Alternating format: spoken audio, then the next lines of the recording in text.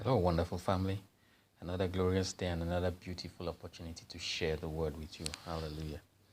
Today, I just want us to study and meditate a little bit on something that happened between the children of Israel and with Moses as an intermediary, and Moses and Jehovah. Now, these were people who had been delivered from the bondage in Egypt, and during their temporary hardship, whilst they were passing through the wilderness, they started grumbling. They were being provided for by God. But as far as they were concerned, what they were getting was monotonous.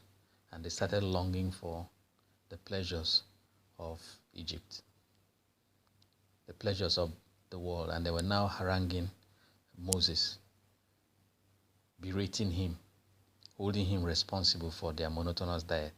The Lord was providing for them magnificently, giving them manna. But they started rebelling, complaining. Am I going to be eating bread all the time?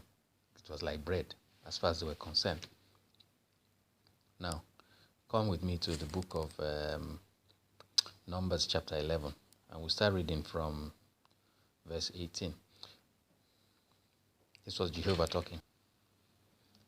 I'm reading from the Amplified. And say to the people, consecrate yourselves for tomorrow, and ye shall eat meat.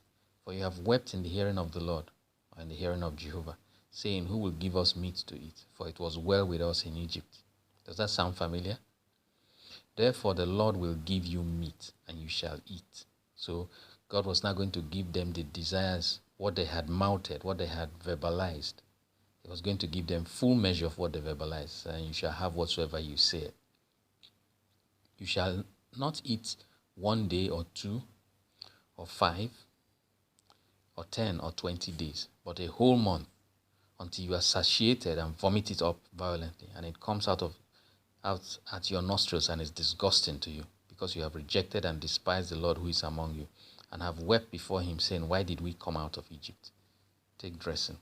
Brothers and sisters, take dressing. Murmuring against the Lord is not good. It's not good. It's not in good taste for anybody. Verse 20, but a whole month until you are satiated. Okay, I've read that. But Moses said, the people among whom I am are 600,000 footmen. You see, God said, I will give you so much that it will nauseate you. And then Moses was now reasoning, checking in his head, doing computations and analysis. Well, there are over 600,000 men, aside from children, women and children. Where are you going to get this from? Forgetting that he was talking to El Shaddai. El Shaddai had made a pronouncement. But Moses said, the people among whom I am are 600,000 footmen, besides all the women and children. And you have said, I will give them meat, that they may eat a whole month. Shall flocks and herds be killed to suffice them, or shall all the fish of the sea be collected to satisfy them? The Lord said to Moses, this was naked doubt of the ability of Jehovah. The Lord said to Moses, has the Lord's hand, his ability and power, become short, thwarted and inadequate? You shall see now whether my word shall come to pass for you or not. I will stop there.